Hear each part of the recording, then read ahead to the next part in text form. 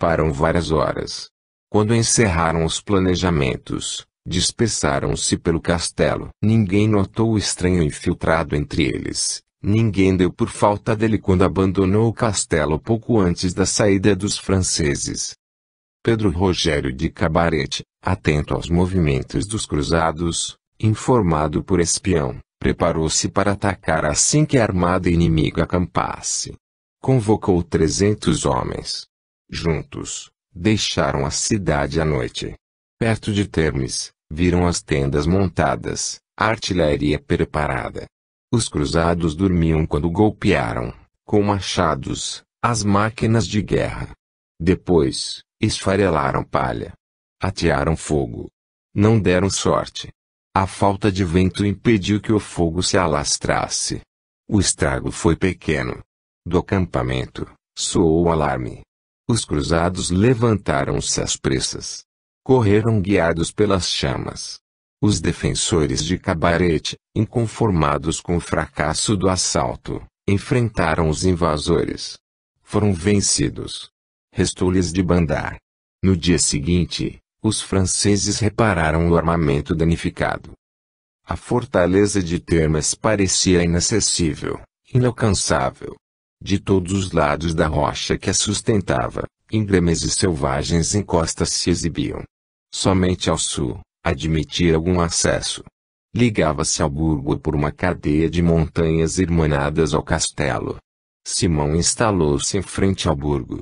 Apesar de a armada ter recebido importantes reforços, apesar de o conde contar com quantidade suficiente de homens para cercar a área, somente pelo burgo chegaria ao castelo, o que obrigava todos a se concentrar no mesmo lugar.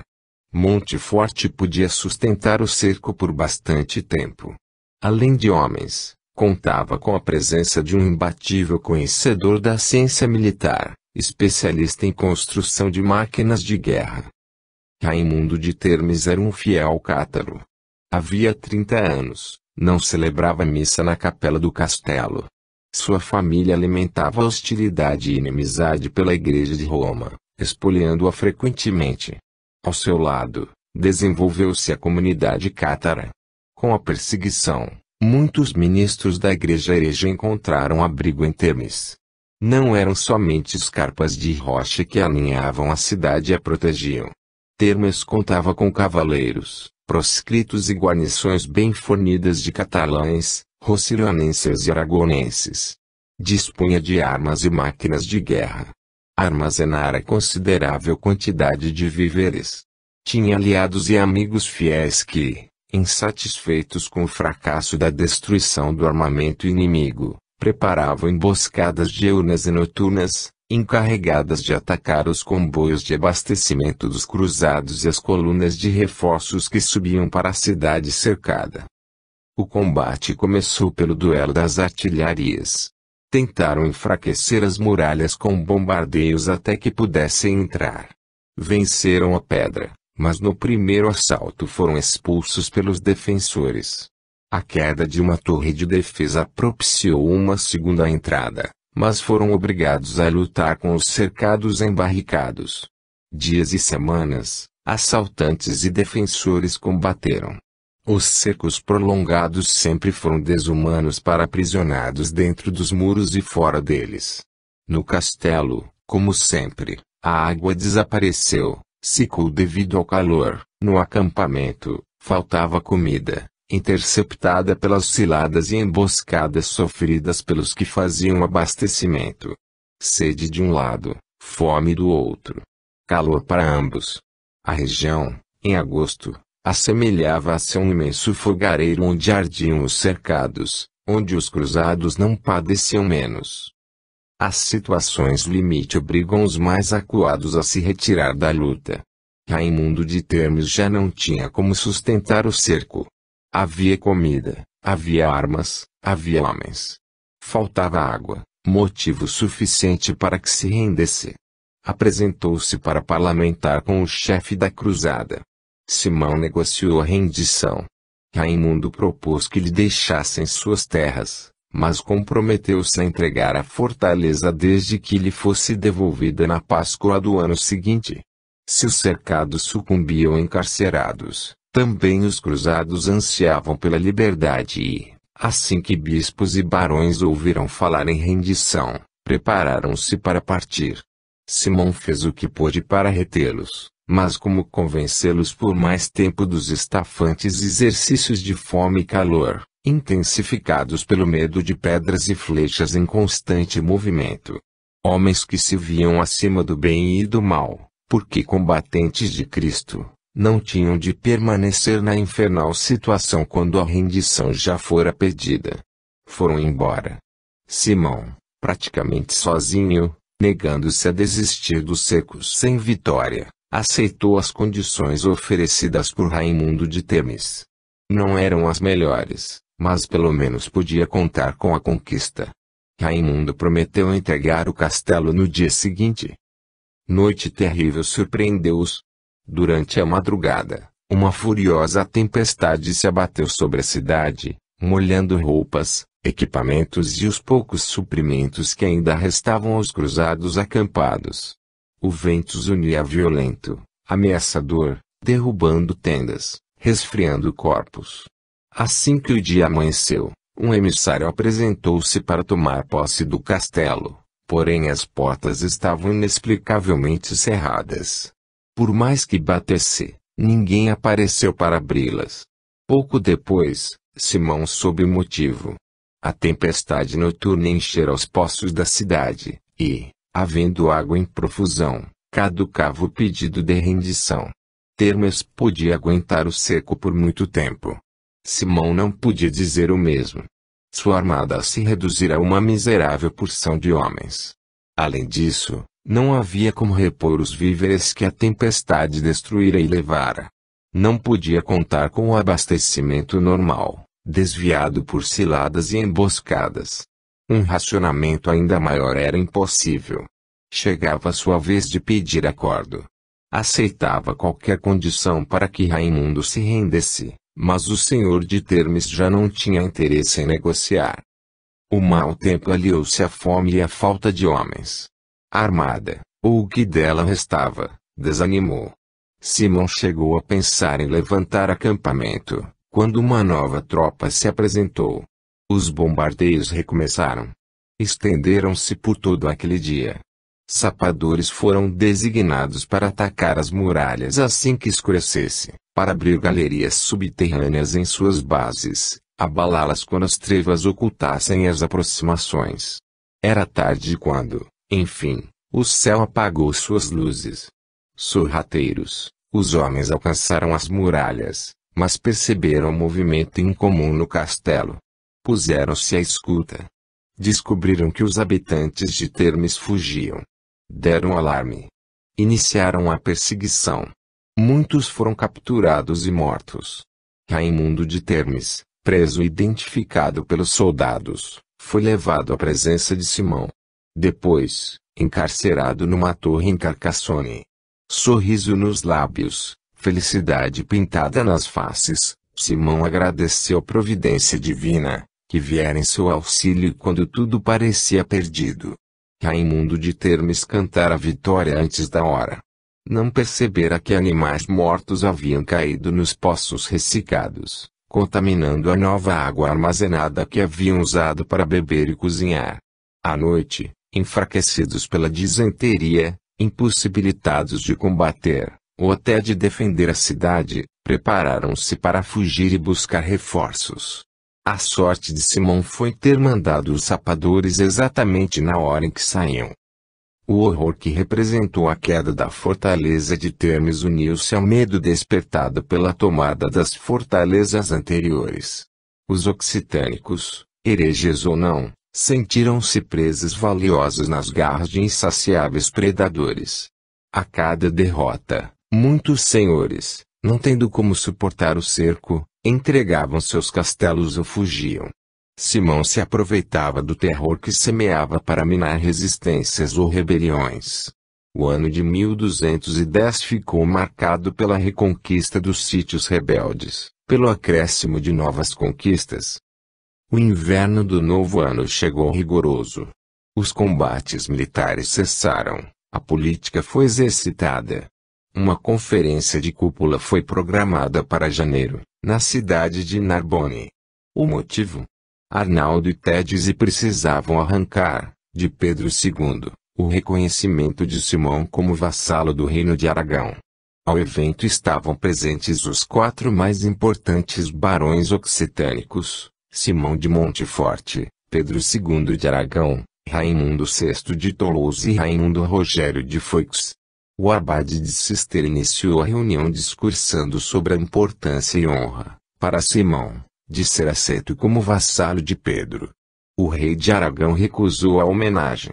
Receando que Pedro se mantivesse firme na decisão, Simão jogou-se a seus pés, implorou-lhe, humildemente, o título de vassalo. Pedro analisou sua situação e optou pela aquiescência ao pedido. Não acreditava na fidelidade e obediência oferecidas, mas, no ano acabado, a posição de Simão se reforçara bastante com as conquistas empreendidas. Pedro não podia, nem devia, de acordo com a política de neutralidade representada, continuar ignorando a homenagem. Era de seu interesse uma aliança que lhe permitisse interferir, na qualidade de suzerano do conde de Béziers-Carcassonne, nos problemas de Raimundo 6 graus Celsius à Igreja, nos de Raimundo Rogério de Foix com Simão. As vitórias de Simão eram fato, logo, tornava-se obrigatório impedir que os franceses estendessem ainda mais seus domínios. Pedro, aliado aos reis de Castela e Navarra, preparava-se para nova guerra contra muçulmanos. Só depois, poderia dedicar-se aos problemas do Languedoc.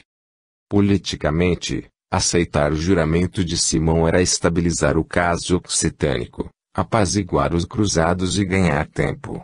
Resolvido o problema entre Simão e Pedro, Arnaldo Amaury voltou-se para o criado entre Raimundo de Toulouse e a Igreja.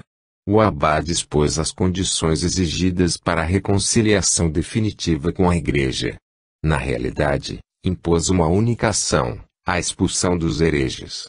Em troca, assegurava-lhe que seu poder sobre o condado não seria usurpado pelos barões franceses e ele ainda teria a chance de anexar às suas terras os despojos confiscados aos infiéis.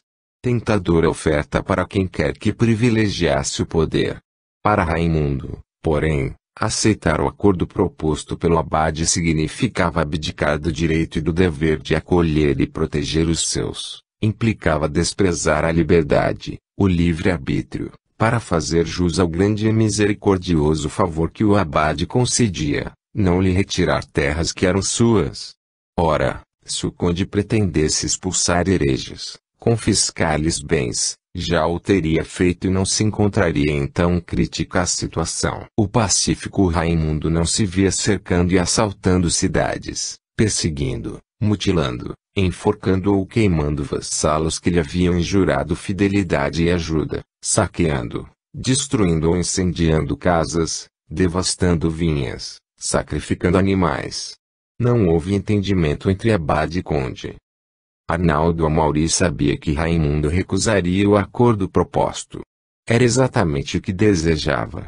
Diante da negativa do conde, ganhava total liberdade para agir contra ele, para ressaltar sua cumplicidade com os hereges. Mostrara-se despojado de interesses ao dar-lhe a chance de evitar que seu condado mudasse de mãos. Mostrara-se conciliador ao suspender excomunhão, perseguição como inimigo da Igreja de Cristo. Pedro II não discordou da atitude de Raimundo, mas se viu na obrigação de manter as aparências. Negociou o casamento do filho com a filha de Montfort. Pouco tinha a temer. Os noivos ainda eram bebês, nada afirmava que a união realmente se efetuaria num futuro tão longínquo. O príncipe foi entregue aos cuidados de Simão como rezavam esses contratos. Pouco depois, a irmã de Pedro foi prometida ao filho de Raimundo VI, futuro Raimundo VII, e os cruzados viram o compromisso como jogo duplo do rei. Simão não se abalou e, independentemente das dúvidas, agiu como fiel vassalo do rei, ajudando até na luta contra os muçulmanos. Pouco depois da reunião em Narbonne, os legados prepararam-se para golpear o conde de Toulouse. marcaram conferência em Montpellier. Entre outros assuntos por tratar, ofereceram oportunidade de reconciliação a Raimundo. Arnaldo e Tedes anunciaram o evento, afirmando que tudo fora feito para que o conde obtivesse o perdão de Inocêncio III, livrando-se de punições que atingiriam não só suas terras, mas a ele principalmente. Os legados colocaram os termos do acordo por escrito, e, ao término do encontro, a carta chegou às mãos do conde. Inúmeros senhores rodeavam Raimundo quando lhe entregaram o papel. O conde desdobrou-o.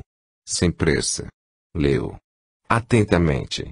Um sorriso de cólera crispou-lhe os lábios, despintou-lhe as faces, desluziu-lhe os olhos. O abade exigia para o perdão que Raimundo de Toulouse zelasse pela paz, despedisse salteadores contratados, retirasse proteção dada a judeus e hereges e os entregasse à discrição dos cruzados, suspendesse cobrança de impostos, reembolsasse os que os tinham pago ilegalmente, limitasse sua ingestão de carne a 2 vezes por semana, despisse suas luxuosas vestimentas e se abrigasse apenas com capas de grosseiro e castanho tecido, mandasse demolir castelos e fortalezas, entregando terras e bens aos cruzados, removesse seus cavaleiros das cidades e os alojasse nos campos como excluídos, pagasse, cada ano, 4 moedas por família aos conservadores da paz, peregrinasse em Terra Santa e lá ficasse enquanto a Cúria Romana desejasse, partisse junto com os cavaleiros templários ou hospitalários. Caso Raimundo se negasse a obedecer, seria caçado, suas terras confiscadas.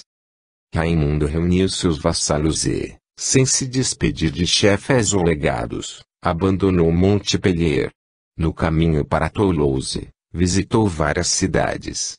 Mostrou a nobres e burgueses o infame ultimátum de Arnaldo. Todos o apoiaram.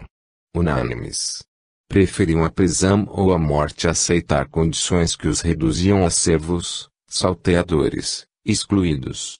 A cruzada pregada por Inocêncio, o combate religioso, transmutava-se em combate feudal, guerra colonial decidida não apenas a extrair a heresia, mas a destruir completamente uma estrutura social que contrariava interesses de igreja e coroa.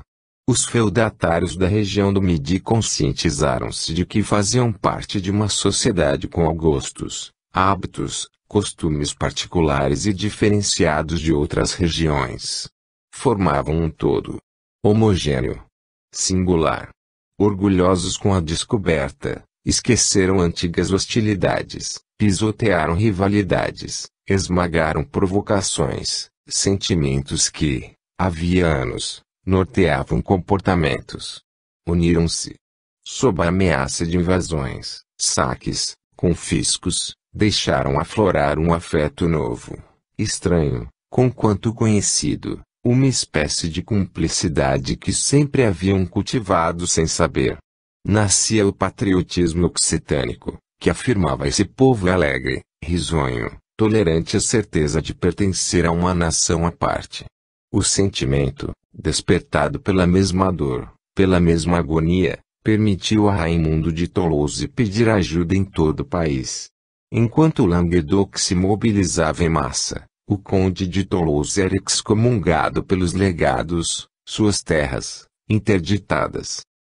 A caçada. A queda das fortalezas de Minerva e Termes abalou a confiança dos occitânicos. Como bom soldado, Pedro Rogério, senhor de Cabarete, já não alimentava esperanças.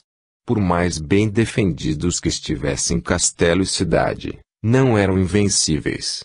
Resistir era pôr em risco cidade e habitantes. Antecipou-se ao desastre. Arranjou asilo para os hereges em Laval. Soltou um cruzado que mantinha em cativeiro. Apresentou sua submissão a Simão. A rendição aconteceu sem violências ou humilhações. Desde o início da cruzada, os senhores ameaçados procuravam asilo para hereges em cidades amigas. Laval era um lugar privilegiado, oferecia proteção segura. Distanciada da região dos primeiros combates, para lá correram comunidades cátaras que escaparam da fogueira. A castelã, boa e caridosa, era Cátara. Viúva, governava a cidade em nome dos filhos, ainda pequenos. Lavaur era uma cidade de posses. As antigas casas serpenteavam pelas margens escarpadas e bem defendidas do rio Agout. Raimundo VI era senhor superior da cidade, motivo para que Simão voltasse os ambiciosos olhos para ela. Em abril de 1211, a cidade estava cercada. Monteforte não tinha homens suficientes para rodear as muralhas. Restringiu o cerco. Ocupou apenas a margem esquerda do rio. Raimundo ficou desesperado. Impensável, para ele, negar auxílio e proteção a uma castelã ameaçada e desamparada. Repudiava a ideia de se esgueirar das obrigações que contraía com juramentos de fidelidade e homenagem. Os cônsules de Toulouse desaconselharam sua intervenção. Era insensato e perigoso colocar-se, abertamente, contra as ordens do Papa. Raimundo ludibriou os conselhos dados. Despachou reforços para Lavaur, e, enquanto os cavaleiros penetravam na cidade, o conde rompia no campo dos cruzados para dialogar com Simão. Jogo arriscado jogava o conde de Toulouse. Tentar a paz e, ao mesmo tempo, enviar ajuda aos defensores era má-fé. Simão não foi enganado e, com mais motivos e liberdade, pôde acusá-lo de traidor da igreja. O conde de Foix, apesar de não ter suas terras ameaçadas pelos cruzados, também reagiu. Emboscou-se na estrada que levava a Lavaur para interceptar reforços e suprimentos enviados aos franceses. Os cruzados aguardavam uma tropa de salteadores alemães. Tão logo ela surgiu, os cavaleiros de Foix atacaram, massacraram os inimigos, quebrando promessas e garantias de distanciamento, asseguradas por Pedro II na Conferência de Narbonne. Simão não teria tomado conhecimento do ocorrido, não fosse sobrevivência e fuga de um pajem alemão que correu para avisá-lo. Surpreso com a audaciosa investida, posicionou as máquinas de guerra. Os cruzados miraram as muralhas. Bombardearam. Os defensores tentaram uma surtida. Capturaram cavaleiros. Espessas muralhas garantiam vantagens sobre os cruzados. Enormes blocos de pedra afiançavam cumplicidade. Lavaur ainda contava com a ajuda e resguardo dos condes de Foix e Toulouse para deter a fúria dos cruzados, para providenciar outros reforços. Arnaldo Amaury, em Toulouse já havia algum tempo, soube que Raimundo prestara socorro aos vassalos. Junto a Foix, pregou campanha a favor da igreja, pediu auxílio aos cruzados. Seus rogos encontraram eco entre os católicos da Confraria Branca, que voltaram a advogar a causa da igreja.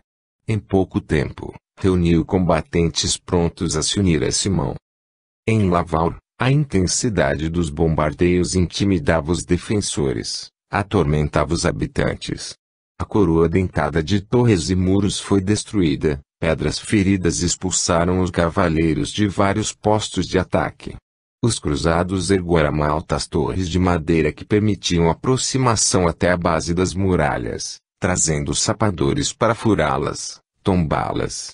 Dentro dos muros, aflição e desamparo minavam a resistência dos combatentes quando, ao longe, apontaram, trêmulos, os estandartes de Toulouse. Lavaur se regozijou. Cantou vitória. O conde mandava novas tropas. O desespero foi imenso quando perceberam o engano. A ajuda chegava. Para os inimigos.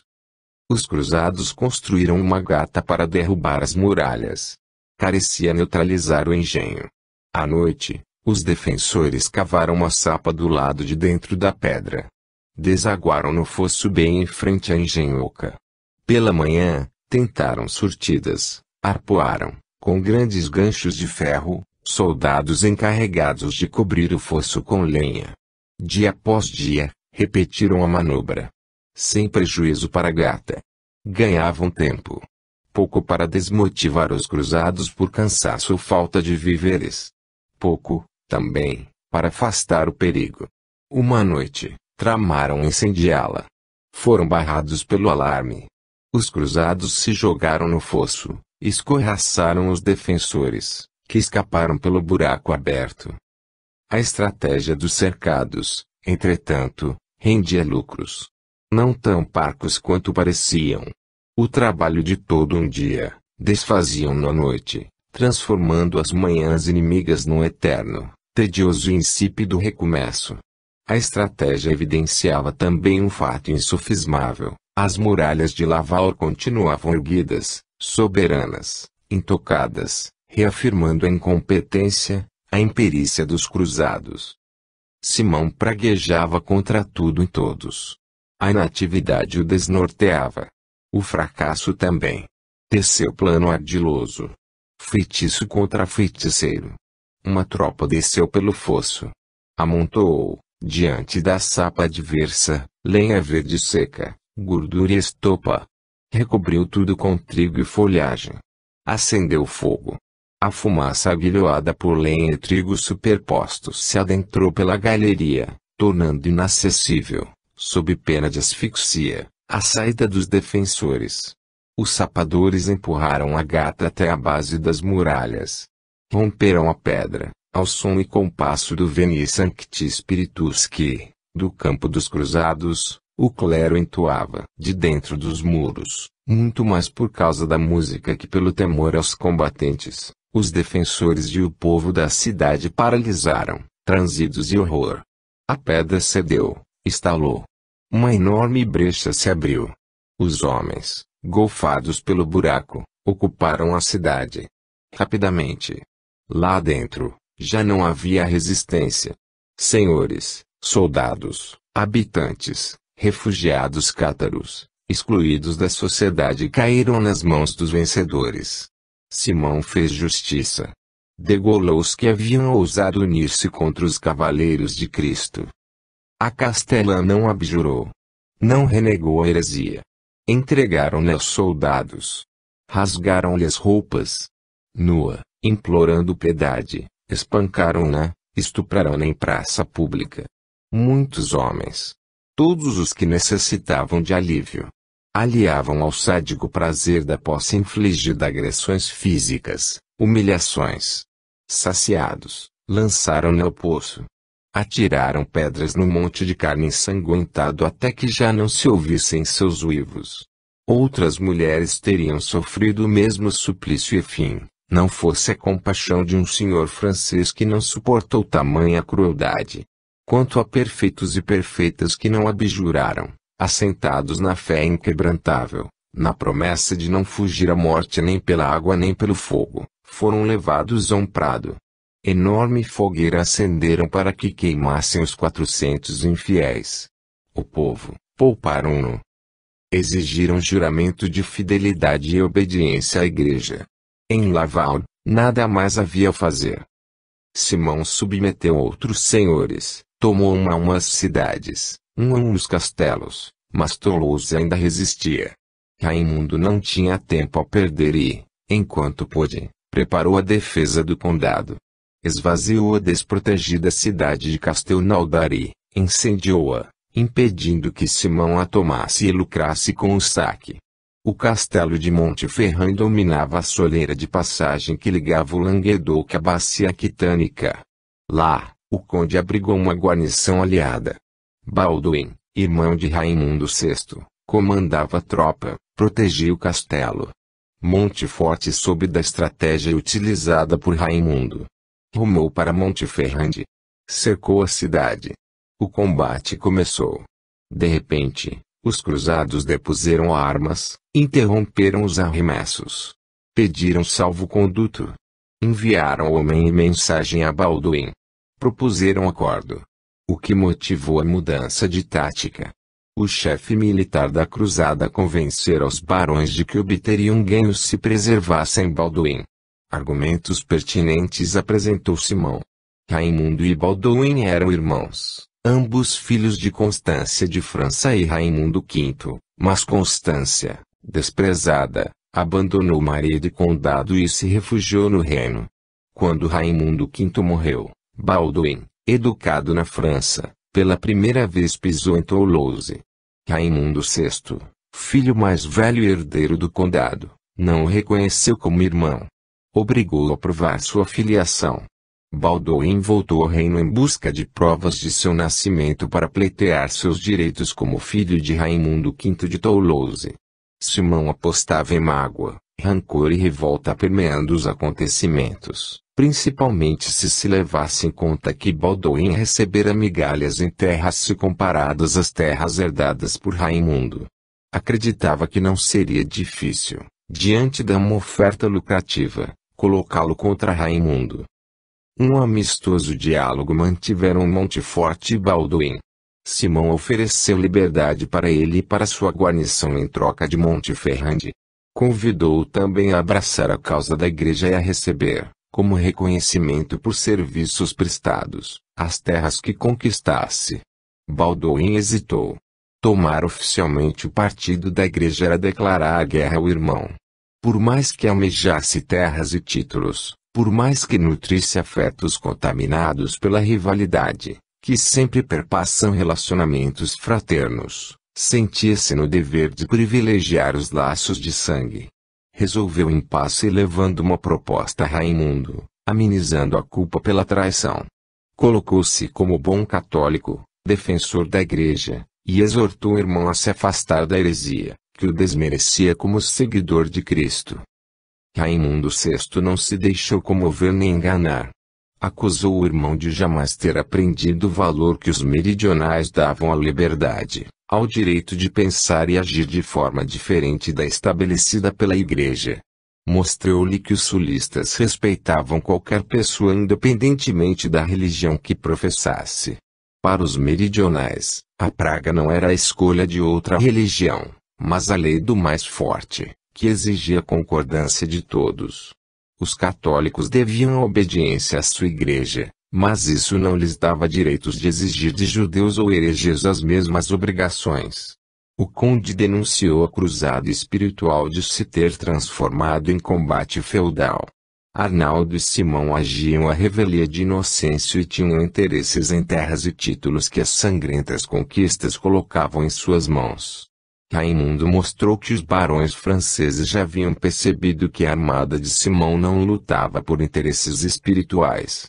Indignados, abdicavam de quaisquer terras e títulos pertencentes a senhor confiscado, e abandonavam a cruzada tão logo cumpriam a quarentena. Raimundo completou seu discurso duvidando da fidelidade à igreja pregada por Balduíno. Terras pagavam serviços prestados ao chefe da cruzada e eram muito atraentes para filhos mais novos, desprovidos de herança paterna, convencidos de injustiça. O conde liberou-o para se aliar a Simão e Arnaldo, lutar contra irmão e amigos caso não pudesse tê-lo totalmente devotado à sua causa. Balduíno pesou prós e contras de se manter fiel a Raimundo. Concluiu que a situação criada pelo irmão piorava a cada dia. Não estava disposto a perder o pouco que tinha, ficando a seu lado, quando podia multiplicar suas terras no papel de cavaleiro de Cristo. Ligou-se à cruzada. Obrigou a guarnição sob sua chefia a obedecer às ordens dos cruzados.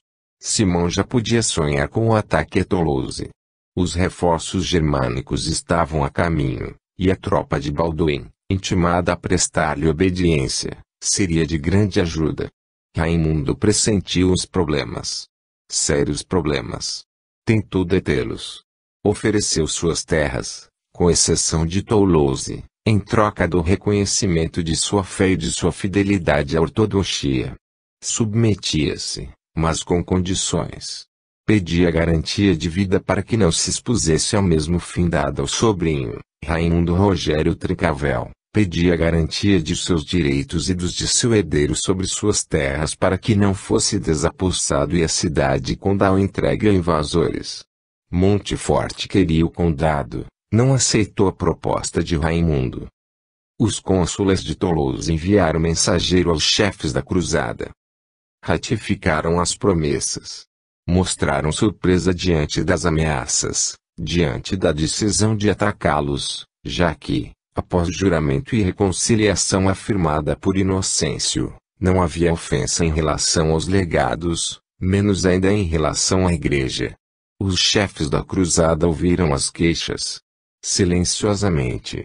Depois, aproveitaram o emissário para a transmissão da resposta. Nada tinham contra os tolosianos nem os atacavam por causa de faltas cometidas.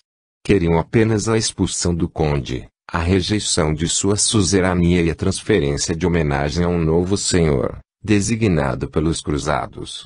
Caso não aceitassem a proposta, a cidade seria cercada, os habitantes seriam tratados como infiéis e receptadores de hereges. Exigência inadmissível. Ligados ao conde por laços feudais, expulsá-lo, negando-lhe suzerania, seria traição.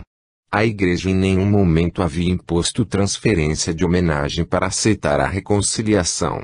Os legados do Papa exigiam a expropriação de Raimundo VI para que Simão de Montfort ocupasse Toulouse e investisse o título de conde, como fizera com o de visconde ao se apossar das terras de Trincavel. Outro motivo impedia o acordo. O domínio francês colocava em risco as estruturas políticas urbanas e as liberdades comunais. Raimundo garantia autonomia aos cônsules, eximindo-se de exercer o poder efetivo, guardando sobre Toulouse apenas os direitos morais. Havia 35 anos, os toulousianos exerciam o direito de justiça em matéria civil. Havia 20, o direito de justiça em matéria criminal. A independência repousava sobre estes direitos, sobre a eleição de cônsules e do poder executivo de burgueses. Deviam fidelidade a Raimundo VI e em seu nome recusaram a desonrosa proposta feita pelos legados papais. Fouquet ordenou ao preboste da catedral e ao clero o abandono da cidade. Entendia o bispo que a igreja podia separar os problemas da cidade dos de Raimundo, já que Toulouse era administrada de forma autônoma pelo consulado, mas, depois de afirmar a total solidariedade para com o conde, a cidade devia sofrer as mesmas condenações que o atingiam. Os toulousianos foram excomungados, a interdição atingiu o condado. Se antes os bispos dividirem confraria branca e negra, se conseguira insuflar o ódio de uns em relação aos outros, agora não havia católico, herege ou judeu, mas um grupo coeso e solidário com cônsules e suzerano, decidido a se defender e a lutar pela liberdade de todos. O afastamento do bispo de Toulouse foi o sinal para que os cruzados avançassem. Faltava apenas a metade de um dia para que a armada da igreja avistasse as muralhas de Toulouse. Os condes de Comminges, Foix e Toulouse, suas tropas individuais e um enorme contingente de salteadores oriundos de Navarra prepararam-se para aboroá-la. Raimundo de Toulouse e Raimundo Rogério de Foix comandavam os cavaleiros, seguidos de importante infantaria. O primeiro choque com os cruzados aconteceu na margem esquerda do rio. Os meridionais subestimaram o inimigo, que, além da fúria combativa constantemente exortada por Simão e Arnaldo, não se encontrava tão desfalcado quanto haviam imaginado. Batalha dura enfrentaram franceses e occitânicos, uns e outros deixando mais de 200 mortos no campo de combate. Simão não esperava tanto atrevimento de Raimundo. Enfureceu-se com a perda de valorosos homens. Restava ainda uma légua até Toulouse. Como represália, pelo caminho, vingou-se de homens, mulheres e crianças que ceifavam o feno, todos degolados, de verdejantes campos, todos devastados, de saudáveis animais, todos abatidos, de viçosos vinhedos, todos arruinados. Em meados de junho de 1211, os cruzados montaram suas tendas em frente às muralhas de Toulouse. Os cercos eram sempre iguais, monótonos, enfadonhos. Os cercados apostavam na firmeza das pedras, na valentia e agilidade de seus defensores, os assaltantes, na perspicácia para enganar o inimigo, na perícia em cobrir o fosso com tudo que estivesse ao alcance das mãos, na mestria em se aproximar do muro de proteção para abalá-lo, esburacá-lo, penetrar pela fenda aberta. O primeiro assalto foi terrível. Mais de 100 mortos. Perto de 500 feridos de cada lado do muro. À noite, Tudo cessou, silenciou. Só as sentinelas francesas andavam de um lado para outro. Nem bem clareou o dia, recomeçaram os bombardeios. Os toulousianos faziam surtidas para atormentar os cruzados. Para facilitar o movimento, não trancaram os portões da cidade. Nem de dia, nem de noite. Guardavam-nos, apenas, vigilantes. Do lado de dentro das muralhas, ouvia-se o barulho dos que trabalhavam com pedra e madeira, serrote e talhadeira. Mestres de obras acabavam a construção da abóbada da Catedral de Saint-Étienne. Monumento ortodoxo erguido por infiéis para a posteridade. Lamentavam, entretanto, a falta de bispo e padres, a proibição de fazer cantar os sinos, a interdição de sacramentos. Temiam que grandes balas de pedra, desgovernadas, machucassem a obra. Enquanto os artesãos de Cristo edificavam a catedral, os cavaleiros de Cristo tentavam derrubar as muralhas da cidade, adentrar-se por suas entranhas, pilhar riquezas, destruir e queimar o que encontrassem de pé. Até a mesma catedral. Uma dezena de dias já durava o cerco de Toulouse. Cavaleiros de Raimundo VI planejaram um ataque aos franceses. O conde vetou a estratégia. Eles ignoraram seus argumentos e cuidados. Armaram os soldados em segredo. Escolheram o momento oportuno. Cuidadosamente. Após o almoço. Quando o calor do fim de junho amolecia os corpos e lhes pedia repouso. Os cruzados faziam a sesta. Despreocupados. De repente, em meio a gritos e pragas, relinchos e mugidos, acordaram. Os meridionais mataram homens e animais. Montefort agiu rápido. Agrupou cavaleiros. Contra-atacou. Expulsou intrusos, mas não evitou mortes, nem saqueou cofres cheios de dinheiro ou baús repletos de louças e vestimentas, nem libertação de prisioneiros de guerra. O ataque toulousiano semeou pânico no campo adversário, descongelou o sangue frio de homens endurecidos pelas guerras. Pela primeira vez, os cercados, em vez de esperar escondidos pelas pedras, protegidos pelas portas ferrolhadas que a cidade caísse em mãos inimigas ou se rendesse por falta de água, víveres ou defensores, assaltaram, tomaram. Não fossem suficientes expectativa e medo, os cruzados sofriam ainda com problemas de abastecimento. Os comboios vinham de longe, demoravam a chegar, fazendo com que homens famintos, desgastados pelo contínuo exercício, fossem obrigados a racionar alimentos. Muitas vezes, a comida nem chegava. Os toulousianos não hesitavam em assaltar comboios, apropriar-se das provisões dos franceses, condenando-os a se alimentar de favas e frutas. Os senhores franceses responsabilizavam Simão pela escassez. Devastação de campos, massacres na região pouco antes do cerco eram responsáveis por sumiço de gado, queima de grãos, fuga de camponeses. Desavenças entre Simão, Arnaldo Mauri e grandes barões tornaram-se constantes.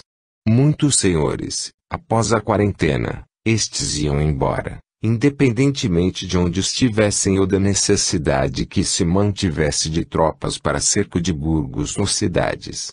Muitos não concordavam com o que faziam os cruzados contra Toulouse, outros não gostavam do abade de Cister, que acusavam de ambição, injustiça, traição.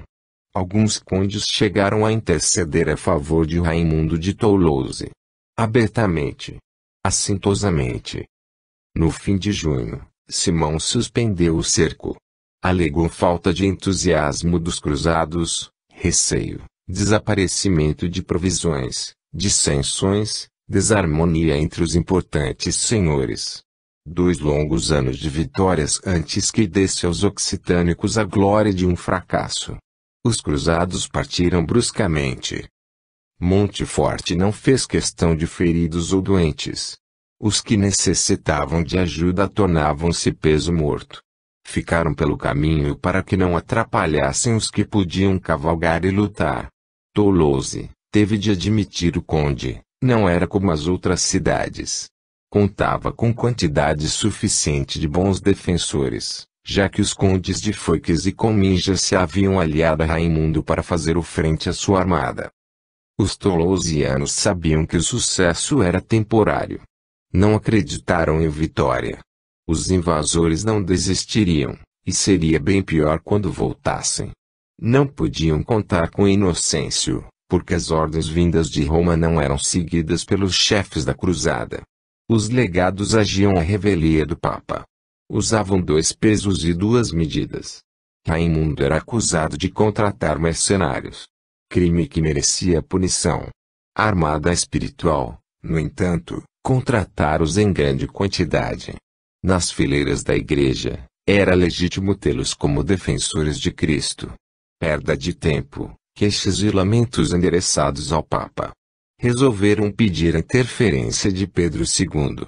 O rei de Aragão sabia do perigo que corriam, tinha meios de conferenciar diretamente com seu suzerano, convencê-lo das arbitrariedades cometidas contra os occitânicos. Na verdade, diante da situação criada pelos sulistas, Pedro era o único que podia pôr ponto final à disputa pelas terras meridionais. Uma ameaça não só para Raimundo VI, mas também para inúmeros outros barões, entre os quais o próprio rei de Aragão.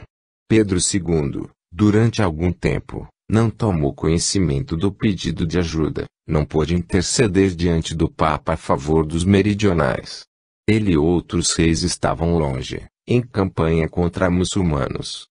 Simão abandonou Toulouse, praguejando contra Raimundo VI, cavaleiros, salteadores e, principalmente, o conde de Foix, que o desafiava abertamente. Raimundo Rogério de Foix ficara em Toulouse com suas melhores tropas, logo.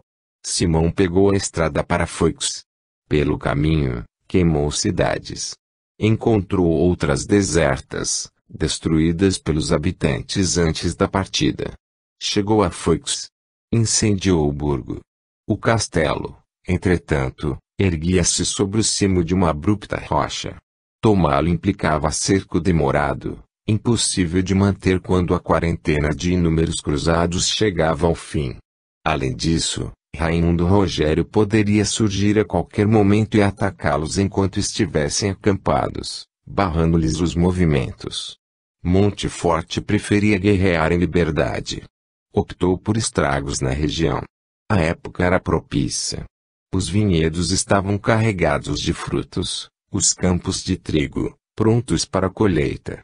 Saque e devastação significavam prejuízo, escassez de alimento. A atitude de Simão não foi bem recebida, e mais senhores se desligaram dele. Outros entraram em desavenças com Arnaldo. Enquanto Simão arrasava cidades, punia indefesos, os soldados de Toulouse, livres dos cruzados, sulcaram a região, incitando os habitantes a reagir contra as guarnições de cruzados deixadas nas cidades. Quando Simão retornou a Carcassonne, soube que uma gigantesca armada, concentrada em Toulouse, pretendia atacar. Alarmado, constatou que as cidades se haviam rebelado, guarnições francesas haviam sido massacradas. Os meridionais reagiam. Raimundo havia conseguido unir um enorme contingente de vassalos, aliados, cavaleiros e mercenários diante de Toulouse. Até o superintendente do rei João Sem Terra, da Inglaterra, correu em socorro de Raimundo, suscitando medo e desprezo entre os franceses. O relator oficial da cruzada colocou no papel repúdio ao indigno ato inglês, com profusão de cognomes para designar o rei João. Perigoso apóstata, filho do diabo, ministro do anticristo, inimigo do Cristo, criminoso corrompido, príncipe da apostasia, artesão da crueldade e da perversidade, cúmplice de malvados e perversos, opróbrio da humanidade, diabo encarnado. Pela primeira vez, os sulistas tinham uma armada mais poderosa que a da igreja. Diante de Toulouse, edificaram um verdadeiro campo militar. Homens e mais homens armados, charretes e mais charretes abastecidas com víveres, munição, material de cerco, animais cedidos para trelagem, camponeses dispostos a conduzir comboios. Em Carcassonne, Simão ruminou as notícias. Elaborou planos de ataque. Convocou os cavaleiros franceses que ajudavam Pedro de Aragão no combate aos muçulmanos, retirando-lhe preciosa ajuda. Os tolosianos trilhavam a estrada que levava a Castelnaudary. Simão descobriu a cidade escolhida. Deslocou-se junto com suas tropas para lá. Os cruzados cobriam com tendas armadas a enorme extensão de terra quando os meridionais surgiram na cidade. Os habitantes, quando viram os compatriotas, abandonaram suas casas, juntaram-se aos aliados. Os cruzados ocuparam o burgo deserto. Simão não se afobou. Armou-se. Os meridionais acomodaram-se no cimo da montanha e sobre sua encosta. Contornaram o campo com trincheiras e paliçada. Cuidado desnecessário. Enorme perda de tempo. Os cruzados estavam espalhados pelo burgo, desprotegidos. Em flagrante desvantagem, ficariam desnorteados caso sofressem um ataque imediato. Mas os meridionais não dominavam estratégias militares e, apesar do gigantesco número de combatentes, não aproveitaram a dispersão do inimigo. Os occitânicos tentaram a ocupação do burgo. Abriram brechas no muro exterior. Uma surtida de cruzados desalojou-os. Destruiu o trabalho feito. Raimundo optou por bombardeios. Construíram uma enorme catapulta, capaz de lançar grandes blocos de pedra. Entretanto, pelos arredores, não se encontravam pedras sólidas para arremessos. As que conseguiam quebravam-se com o impacto do tiro. Uma légua andaram em busca de blocos pesados, compactos. Enquanto montavam o ataque, os soldados das regiões vizinhas se uniram a Raimundo. Desesperado com os estragos produzidos pelos ininterruptos bombardeios, Simão só tinha, como saída, a destruição da máquina de arremesso, mas o chefe da cruzada estava em desvantagem. Tinha poucos homens. Hora perfeita para o ataque dos meridionais, mas a ordem de Raimundo, ou a de qualquer outro senhor, não veio. A chegada de 120 cavaleiros não resolveu os problemas de Monteforte. Simão tinha ainda poucos homens em suas fileiras para enfrentar os occitânicos. Abrigava hipócritas que ali cumpriam obrigados à quarentena, brigava com ferrenhos feudatários que privilegiavam os direitos feudais e condenavam sua atuação, censurando-lhe o ataque a Toulouse e a Raimundo. Simão se achou no direito de exigir posições definidas. Ofereceu salvo-conduto a quem, por medo ou simpatia, desejasse trocar de campo. Nenhum voluntário se apresentou. Porque apoiavam Simão se não concordavam com os seus métodos. De um lado, confiavam na vitória occitânica, de outro, conheciam as maneiras sanguinárias usadas para tratar traidores. Temiam represália. Simão tentou novos reforços. Após insistentes pedidos, conseguiu 500 homens. Não foram de grande utilidade. Assim que chegaram a Carcassonne, desertaram. Uma tropa vinda de Laval uniu-se a ele. Os meridionais, informados da aproximação de novos cruzados, tomaram decisões. Raimundo VI ficou no castelo. O conde de Foix partiu com o propósito de barrar a passagem aos cruzados. Raimundo Rogério de Foix desceu a colina com 400 cavaleiros, 2.000 combatentes. Esmagadora superioridade quando comparada aos 160 cavaleiros de Monteforte e sua insignificante infantaria. Franceses e occitânicos avançaram. Os besteiros sulistas dispararam uma saraivada de flechas, deixando os franceses fora da luta. Em pouco tempo, o campo ficou coalhado de corpos que se debatiam às cegas, agonizando, morrendo, abandonando a batalha antes mesmo de ela começar. O chefe dos salteadores recolheu os sobreviventes. Despovoou o campo. Fugiu. Bispos e religiosos também debandaram. Procuraram refúgio. Os occitânicos, vitoriosos, ainda tiveram tempo de tomar um comboio repleto de víveres. Simão juntou-se aos cavaleiros restantes, Não mais de 60 homens. Deu meia volta. Avançou. Raimundo Rogério de Foix foi pego de surpresa. Desnorteou-se. A superioridade numérica dos occitânicos pouco adiantou, diante da falta de coesão e do incipiente comando. Atacados pelas costas, perderam o controle. A infantaria, composta de salteadores, no afã de salvar a vida e o lucro do saque, bandeou-se do campo de batalha para pilhar cavaleiros mortos, comboios intocados. Raimundo VI, que a tudo assistia, nada fez. A maciça tropa acampada na colina reverteria a situação caso interviesse, caso Raimundo a tivesse instigado, exortado. O pacífico Raimundo, porém, não possuía autoridade, malícia de guerra, reflexos rápidos para modificar posições. Não elegeu chefe. Convocou senhores com exércitos particulares, logo, além dele, eram chefes, e não eram todos os outros senhores. Cada um se achando no direito de tomar iniciativas individuais. Desordenados, divididos, os meridionais obedeciam a vários senhores, e, enquanto uma tropa lutava, outras assistiam ao combate. Indiferentes. A imponente infantaria occitânica compunha-se de soldados reunidos às pressas, oriundos de inúmeras cidades aliadas. Camponeses, aldeões, homens que jamais haviam afrontado uma armada profissional e que, se defendiam suas casas e cidades, perdiam o espírito combativo, se misturavam à massa sem saber o que fazer quando afastados dos restritos espaços eleitos como seus. Monteforte tinha poucos homens, mas era o único chefe. Não tinha escolha. Ou vencia, ou morria. Diante de homens mortos, comboios interceptados ou esvaziados, inflamou-se de coragem e fúria guerreira, reinventou o ataque. O fracasso dos occitânicos, o massacre sofrido, a imobilidade do conde de Toulouse alojaram o pânico. Os meridionais, após a vitória de Simão, arrumaram a bagagem em charretes, dobraram suas tendas, queimaram máquinas de arremesso. A gigantesca catapulta, deixaram na mercê de vento e chuva de outono. Fecharam-se em campo fortificado. Esperaram que os cruzados se afastassem para que pudessem sair em segurança.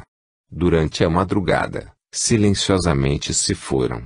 Simão tratou de recuperar vilarejos e castelos dos arredores, largados pelos habitantes que se haviam juntado a Raimundo. Enviou missionários encarregados de organizar uma nova predicação a favor da cruzada. Os religiosos percorreram a França, durante semanas, para reunir o maior número de homens possível. O inverno de 1211 já resfriava a região, mas pela primeira vez a guerra não foi interrompida. Simão conseguiu reaver vilarejos, fortalezas e cidades.